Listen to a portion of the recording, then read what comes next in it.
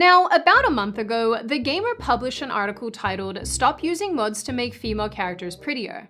The article explains that after the release of the game Baldur's Gate 3, several mods were created to make female characters in the game more attractive. Specifically, Lae'zel, or however this is pronounced, and Shadowheart. The author makes the argument that if people need to make female characters into the perfect woman, then they don't view these characters as a whole, but as commodities. The writer then goes on to say that if female characters need to meet impossible beauty standards in order for players to connect with them, then their value is only skin deep. Funnily enough, we've actually seen a ton of criticism around the appearances of several female protagonists not only in the last number of years, but also in the last several months. Some notable examples are Aloy from Horizon Forbidden West, Mortal Kombat's Tanya, and Fable's new lead heroine, whose name I don't know, because although I looked on the internet didn't tell me, and then I just got sick of looking for it, and now we're gonna call her Mrs. Magoo. Even if you do a very basic online search about this topic, you will find countless articles and forums discussing why female characters are getting progressively uglier and uglier. People are apparently not a fan of this. No, normal people and real gamers don't give two fucks about women being ugly or attractive, because they just want to play and enjoy the game.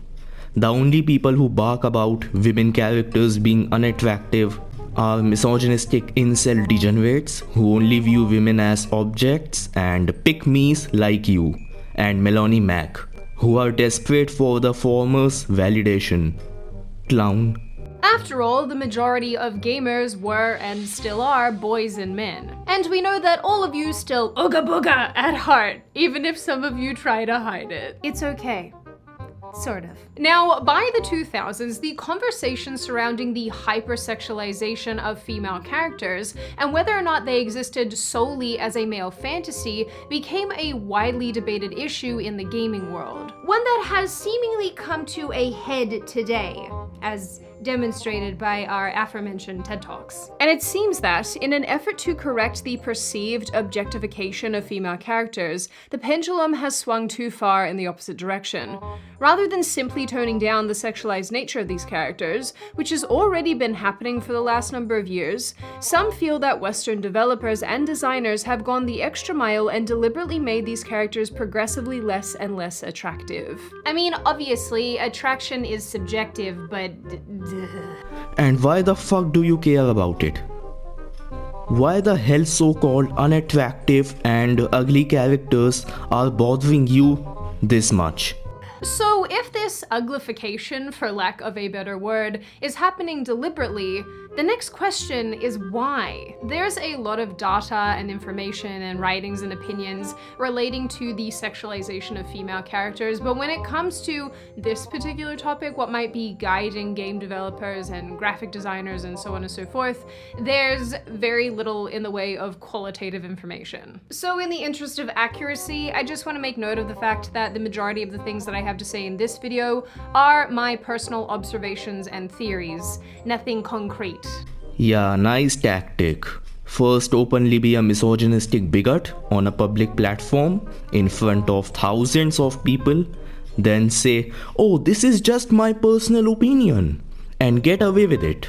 Unfortunately. Except my desire to see the resurrection of babe characters with amazing grip strength. Not like that, you weirdos. Now, first and foremost, I do think there is something to be said about the integration of more women in the gaming industry as both developers and designers. And to be clear, I do not bring this up to suggest that all women in these industries operate the same way or to tar them with the same brush, but what I'd like to do is hypothesize some of the psychology that might be driving some of these game developers. In 1989, about 30% of the video game industry was female, with the majority of those women holding low-ranking positions.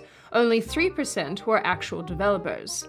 Today, this number has jumped to about 30% worldwide, with a further 8% saying they're non-binary or two-spirit or trans, which is honestly just like, case closed. This answers everything. But the sex of developers alone does little to explain why they might be giving us unappealing female characters. After all, we have to assume that women would likely want to see other attractive women, right? Wrong! Some women do not want that, and some men pretend not to also want that. This is why we can't have nice things. What the fuck is this shit? Like every woman out there is a lesbian or bisexual. Like, have you fucking lost your brain cells or what? They don't want that because they don't view women as mere objects. And it's not some women who don't want over-sexualization of women characters. There are a lot of women who don't want that. Stop assuming that every woman is a pick-me piece of shit like you. And then this gave way, I guess, to whatever the hell we're looking at and seeing and being exposed to today with fat acceptance and all this type of stuff, and I hate it here. Not to mention, reportedly over 40% of gamers are female today, so there seems to be a strong emphasis placed on making media that appeals to them. To us. Although, you know, I probably should say that I don't know what kind of gamers these statistics are including in their analysis and whatnot, but I do have to say that, you know, maybe this is including things like The Sims, and if you play The Sims, you're not a gamer. Fight me. Wait a minute. What do you mean by what kind of gamers? 41% of gamers are women, which is a fact. If you have a problem, then delete your channel, because these numbers will only increase in the future. What the fuck? So people who play games like The Sims and other cozy games, then they are not worthy enough to be called gamers. And who the fuck are you to decide that? Are you the founder of gaming? Huh? You created the gaming industry? If not, then what gives you the right to look down on people who like casual and cozy games? If they are not so-called real gamers, then who are? People like you, Vavadark, and Synthetic Man, who cry about women being ugly or being main characters every now and then? People who whine and make hours-long videos in which they bark about that how a pride flag whose screen time is less than a millisecond is being forced down their throats. These kind of people are real gamers, according to you, huh? Dumbass. Yeah, you Sims people, I am talking directly to you, into your face. Yeah.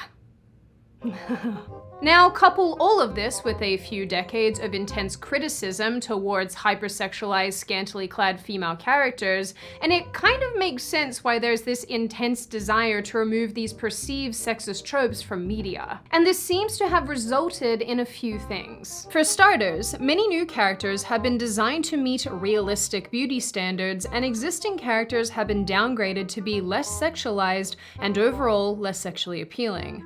Sometimes these changes are actually executed well, as in the case of Lara Croft. She's been given more clothes and her body has been adapted to look more normal, but she's still very attractive. Just to be clear there. The same really can't be said for characters like Aloy from Horizon Forbidden West and several Mortal Kombat characters. When Horizon Forbidden West was first teased in 2021, the game's main character Aloy was immediately criticized for her new physical appearance. Many people felt that she looked overall less appealing.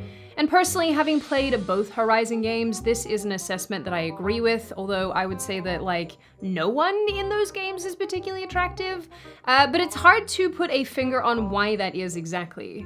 In an attempt to defend her new appearance, the usual suspects jumped in to argue that makeup doesn't exist in a post-apocalyptic world, she lives in a hot climate, which is why she's blotchy, and even that she's eating more food now, that she's beaten the machines in the first game. I'm not kidding, that is a real thing that people have said, and I don't know what I'm doing here anymore. Firstly, Aloy was not being criticized. Incel degenerates were just mad and were taking out their anger at her, because not a single woman wishes to spit on their face IRL. We don't call this shitty behavior criticism. Secondly, it is really so fucking shameful that how you, a woman, is justifying misogynistic behavior. Have some fucking shame, please. Regardless, it's clear that someone made a decision to change her appearance when there was no meaningful reason to do so, and honestly, not enough time had passed in the game world between games 1 and 2. It had been about 6 months. I don't know why she looks so different. No, the real question here is that why the fuck there is a discourse about Aloy being ugly exists in the first place. Like, Horizon is a series which has got a lot of illustrations and symbolisms, but instead of doing something creative like analyzing the plot, you chose to bark about the uglification of women main character. Imagine being such a loser. And by the way, here's a question for you. Why the fuck there is always a discourse about women characters being ugly? I literally have never seen you, Vara Dark or Melanie Mac, crying about male characters being ugly. Why your energy increases when it comes to calling and insulting women in video games, but not male characters? Why is that, huh? Because I literally have never seen you and other anti-woke clowns insulting male protagonists due to their face. And why the fuck it is bothering you this much that her appearance has been changed? And to be honest, I don't see much difference in her face if you ask me. Because I want to play the game. I don't give a single fuck about how any woman looks in a game. Ask any real gamer about this and they will give you the same exact answer. Clown. They also gave her a single same-sex love interest in the game's DLC, and that makes me think that maybe they made her ugly on purpose so that she could be a lesbian. Where's the lie? Sydney, please! Mortal Kombat 1 also experienced similar treatment. The recent release of the game's trailer sparked a tremendous amount of criticism with relation to several characters, most notably Tanya, and the criticism came from two fronts. One, it was noted that Tanya's previous appearance had been scrapped. Her otherworldly features that made her quite beautiful were gone, and she looks nothing like her earlier depictions. And two, the actress on which she is based is very beautiful, and the two now look nothing alike. This of course raised a bunch of eyebrows. Why use an extremely beautiful woman if you have no intention of depicting her actual appearance? Something really interesting to consider here is a prevailing attitude in some radical feminist communities that basically says that in order to defy beauty expectations and standards, you have to actively abandon them. Now obviously, I don't know how many people who work in the gaming industry consider themselves radical feminists, but I think it's plausible that at least a portion of them do. And if these developers and designers are trying to apply their personal social justice or intersectional framework to the creations they're working on, it makes sense why existing female characters are being made progressively less and less attractive. Again, the position here and the idea behind this is that women must actively uglify themselves in order to demonstrate their commitment to female liberation. So this might explain why it feels like we've gone from one extreme to the other. These characters are either beautiful and hypersexualized, or they look like the new Fable character, and nobody can explain why. And sadly, similar to the point I made in my Disney Princesses video, this binary leaves us with very few options in between. Alongside this is the idea that a woman can't simultaneously be beautiful and strong or feminine and independent, and that underscores the subtext that surrounds this debate. A female character, a woman, can't be strong and powerful while also subscribing to standards that are viewed as oppressive. You guys might think that I am lying about this as an ideology, but a radical feminist once told me to my face that wearing high heels is a tool of the patriarchy. I was like, lady, I'm 5'11". If I wear high heels and then stand in a room full of average-sized men, I am the patriarchy. Anyway, this was an attitude that I came into contact with again and again while researching for this video. Yeah, to be honest, rat femmes indeed are a bunch of scumbags because those fucks don't consider trans women as real women. They simp on J.K. Rowling. They bark male gaze whenever they see any woman wearing a mini dress or makeup, even when the woman chose to wear them by their own free will. So yeah, I fucking despise them as much as I despise incel and misogynists. But I don't need a misogynistic pick-me piece of shit like you to tell me that. Got it? Move on. The need for realism and the inability to suspend disbelief when it comes to hot, skilled, badass female characters. I think it's fair to say that both men and women approach and perceive realism and fantasy very differently. Then why the fuck did you whine about uglification if this was the shit which you wanted to conclude? Like first you barked about uglification for 20 minutes straight, but at the end you said, everyone approaches fantasy differently, so it's subjective. Like, don't you feel ashamed that you have wasted your viewers' time? Oh sorry, like only jobless people have time to watch shitty content like this. While I was researching for this video, I listened to several female speakers and read countless articles and studies that mention the same thing over and over again. Women want to see realistic depictions of female characters.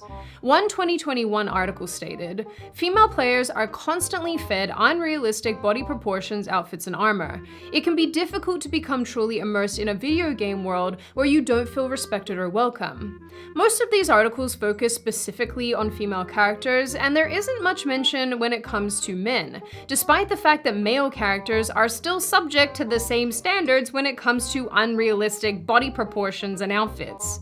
Even the article I referenced at the beginning of this video admits that this double standard exists, acknowledging that mods exist across plenty of games that make men shirtless. Seriously?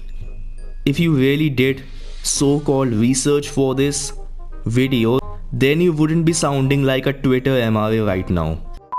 I guess that men don't really care about that because I'm like 98% sure that most men enjoy seeing other men shirtless. I go to the gym too, guys. I see whose muscles you're checking out, and it's typically not us. At least I'm coming after everyone equally today. Another writer, again in 2021, also expressed sadness around the attractiveness of female characters, writing, "We should be saddened every time controversies over the relative attractiveness of female characters arise.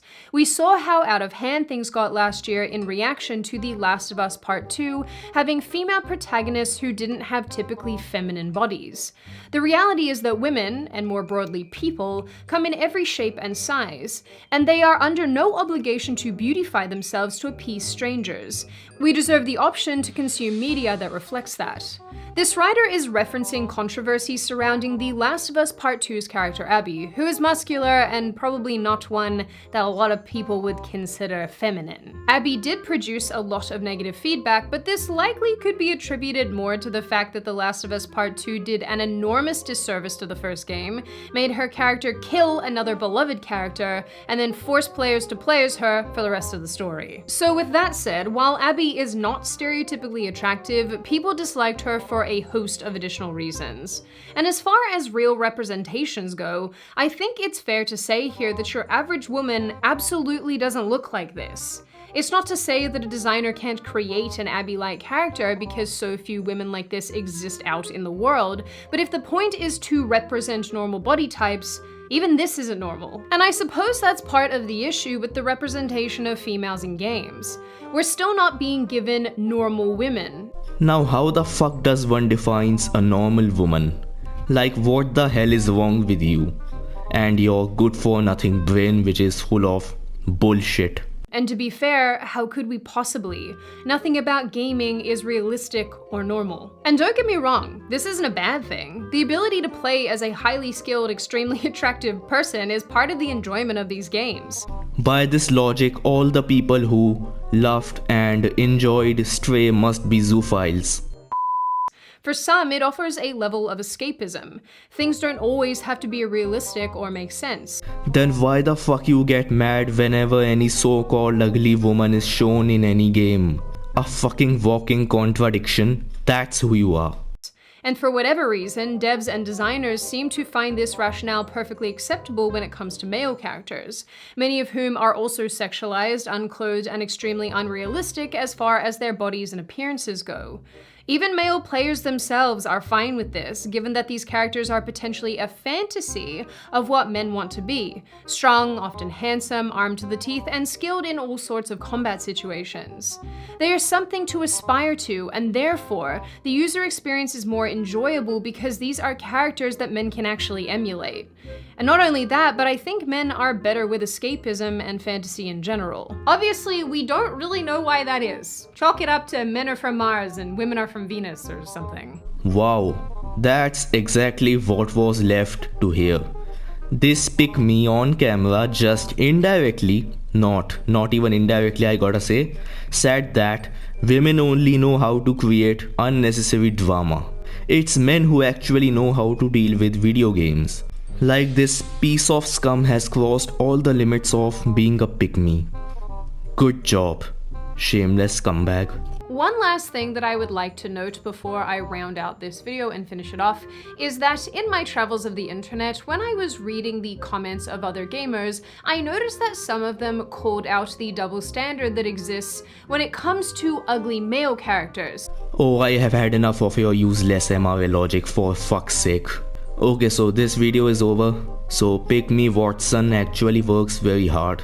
She doesn't just spews venom in the gaming community, but she also spews venom in the communities of movies and TV shows. But this channel is about gaming, so we will stick to gaming. Okay, let's pick a video. Which one has the shortest duration? Oh, this one. Enough with the woke girl boss narrative.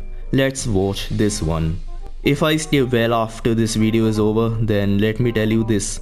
Although normally I would have told you this when the video is about to be over, but today I can guarantee that I will be alright till the video's end. Okay, so if you wish to talk with me directly as a viewer, then do join my Discord server, whose link is in my channel's About Me section, where you will find my other socials too. Okay, let's get ready to lose more brain cells. What are we doing here, people? Hi, my name is Sydney. Welcome back to hell. Don't insult hell, please. By comparing it to your shitty content, even Hades and Lucifer will feel like biblical angels in front of a piece of shit like you. Ahead of time that I know we've been talking a lot on this channel recently about video games and entertainment and whatever, but there's a lot happening in the industry and I like commenting on it. So with that said and that in mind, I do know that some of you have been missing my normal deep divey kind of content about other topics, and I do have a couple of those in the works. They are coming. They just take longer to produce because there's a lot of editing and researching that goes into them, but hopefully the ones that I'm working on you will enjoy. So please be patient. I will once again be mama bird vomiting long-form content into your face holes very soon. I'm sorry for that image. I'm having a weird day. Even with very little information to go off with relation to the game itself, the internet is already screaming in all directions, with countless predominantly left-wing outlets already reporting that people are mad that the lead character is a woman, that they're accusing the game of being woke, and a former Sony executive even told people that if they don't like it, don't buy it. Why is this always their go-to advice? Because you and people who bark woke for every modern game are fucking brainless morons who have the habit of creating a discourse for no fucking reason. Which is exactly why he said that. And he's based. And why is it that when people follow this advice, they get accused of bigotry and racism? Cause you scumbags are simple.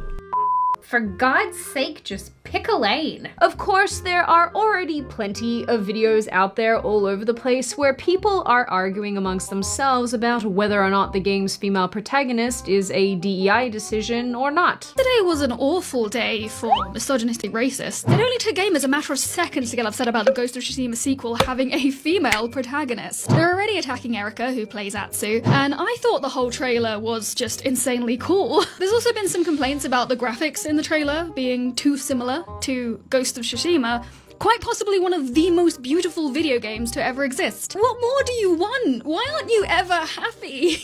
Probably because the entertainment industry keeps giving us stuff like this. Is he or they with us? Yeah, like imagine being triggered because of a single fucking dialogue, like get a life for fuck's sake. And we can't take it anymore. These people come out like clockwork. Literally has Sucker Punch gone woke, new female protagonist, all the buzzwords they want to get people's attention with. This guy mentions that the new protagonist is female like 10 different times in this video. Now, while all of this reporting has been true, that people are in fact worried about the game's female lead lead and are worried that it's going to be woke, I think that there is a deliberate misunderstanding taking place here as to where those fears and concerns are coming from. And largely, this negative reaction so clearly boils down to the fact that people are so used to political messaging in everything that they consume and see these days. Wait, I didn't know that adding women main characters in games was political. I think you are also political because you are also a woman. Stupid woke-tard leftist, why the fuck are you making YouTube political because of your existence? That when they come into contact with something that even a little bit resembles it, they have a knee-jerk reaction. And in this case, that includes the perception that the original game's male protagonist has been replaced now with a female protagonist, the personal behavior and opinions of the game's lead actress, Erika Ishii, I think that's how that's pronounced. No, what the fuck? Like how pronouncing Ishi is so fucking hard. Cringe for real. Some of the perceived political opinions of those working on the game, and the overall fatigue and frustration associated with diversity and inclusion and representation being forced into everything. Yeah, yapping same old outdated shit that how DEI can result to end of the world. Do something new for once at least. Say some new points for once, for fuck's sake. Now, I happened upon an article while researching for this video that attempted to make the argument that people shouldn't hate Ghost of Yotei as a game because of the lead actress's behavior in her personal life. The lead actress slash protagonist being Erika Ishii, who is gay and very active in the LGBT community. The fuck is LGBTQ? It's LGBTQ.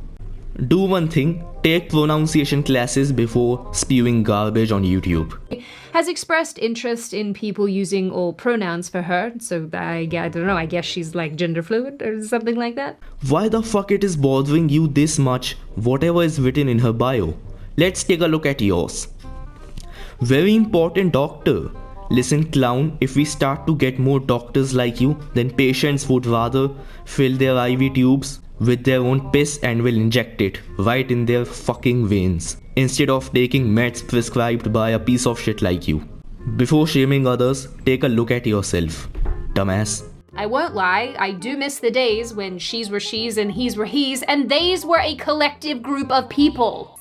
Stop this. Yeah, like LGBTQ folks didn't existed in the 90s. Like, I can't understand that how a minority of people having their own pronouns can bother someone this much that they have to bark about it for hours and have to cancel the entire game. Dumb fucks. Anyway, the reality is this writer is correct in part. An actor or actress can be an absolute garbage person politically. For real? Garbage? You know what, pick me Watson, at least Erika doesn't make long ass videos in which she complains about fictional characters being gay, trans and black. If Erika is garbage, then you are a fucking dumping ground, okay? In either direction, depending on which way you swing, but still do a phenomenal job at their craft.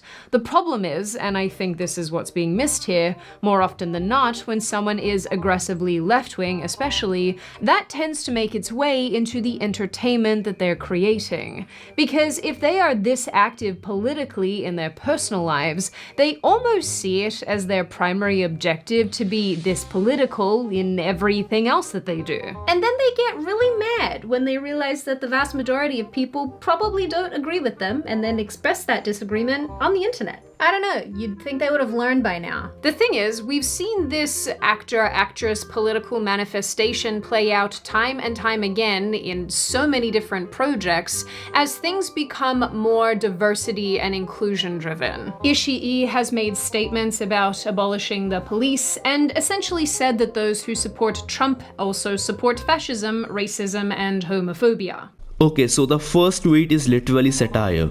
Erika by any means isn't an anarchist or anything.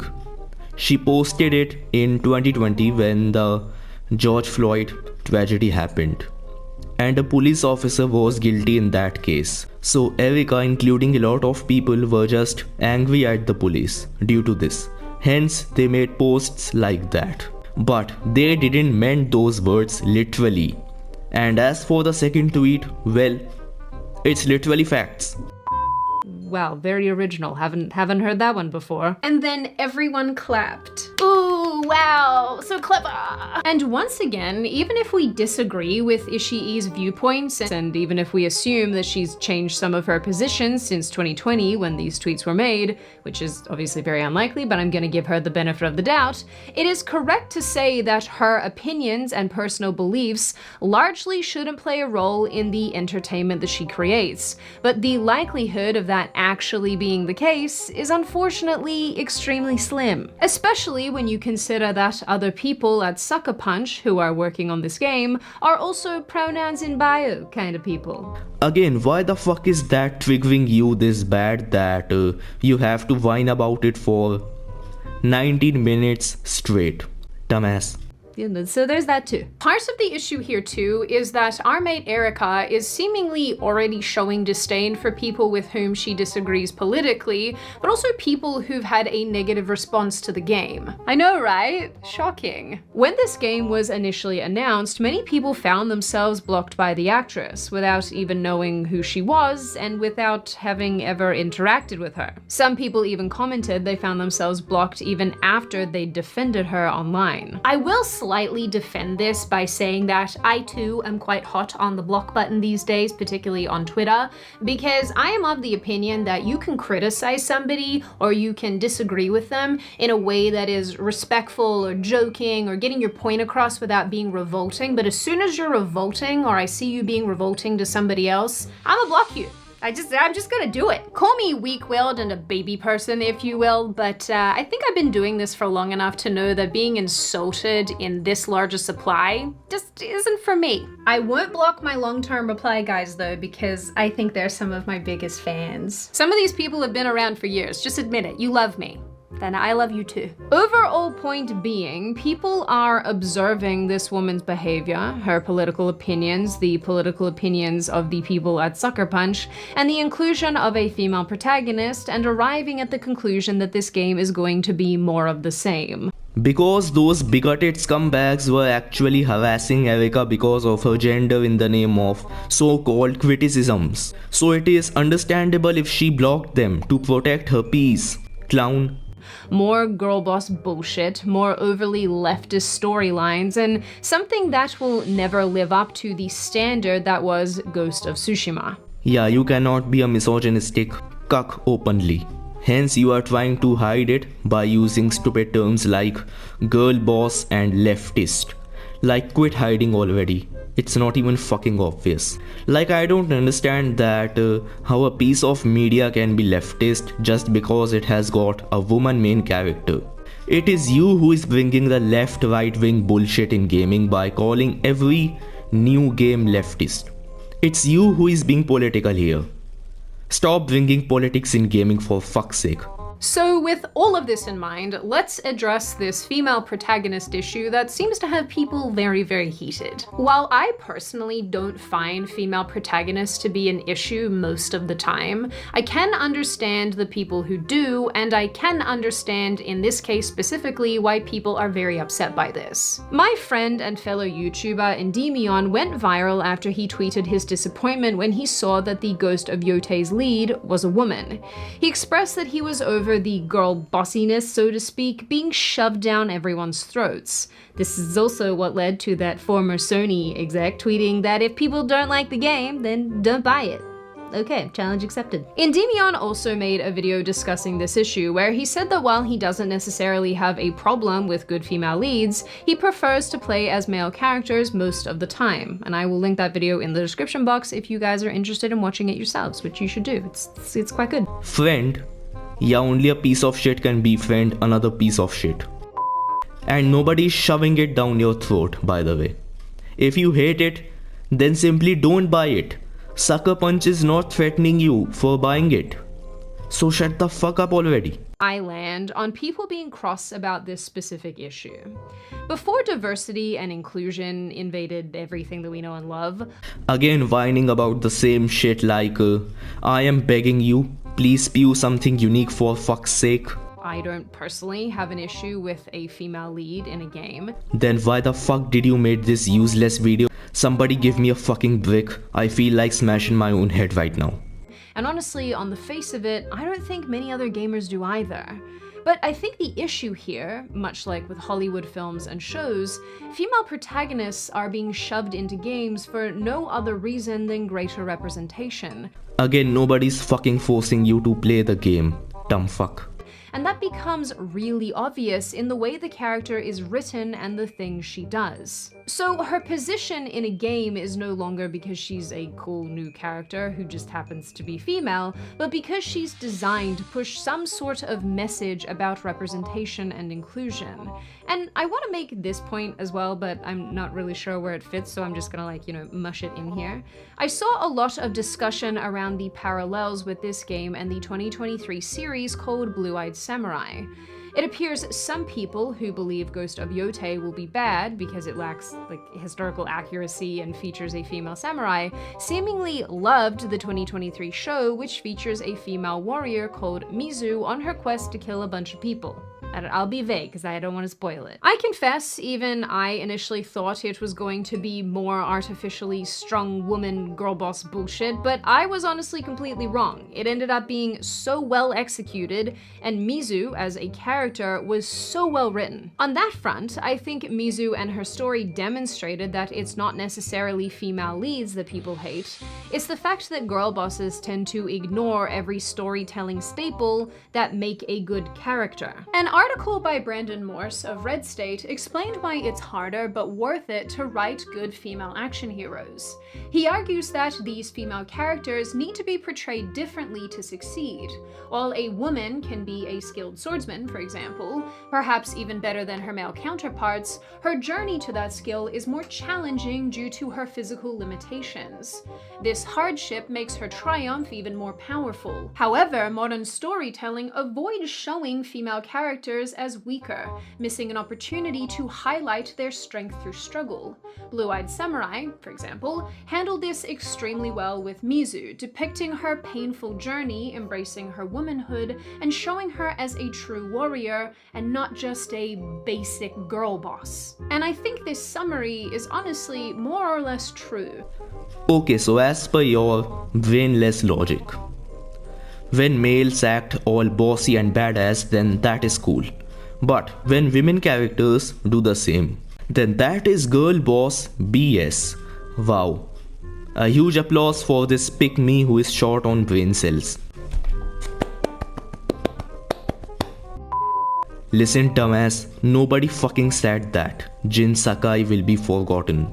His actions definitely will influence this franchise in future, which we are gonna find out in Ghost of Yotei.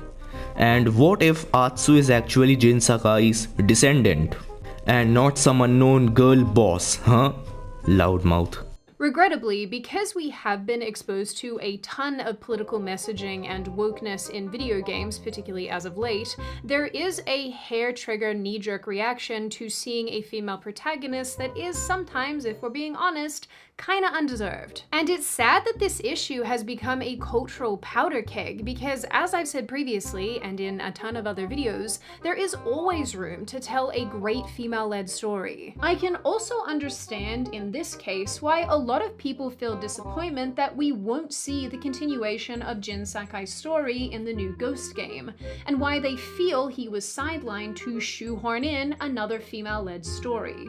Honestly, we don't know why this decision was made, but I do think it is a sign of the times that people automatically assume the worst of intentions, because that's the stage that has been set for all of us. The bottom line here, in my opinion, is that there is nothing fundamentally wrong with bringing on a new protagonist, and there's also nothing fundamentally wrong with that protagonist being female. Ghost of Tsushima was extremely well executed as a game, and it's why people are likely having such a strong reaction to this next one, because we've been built up and let down again and again with sequels that undermine the excellence of the initial game or creation. Have you even played the sequel?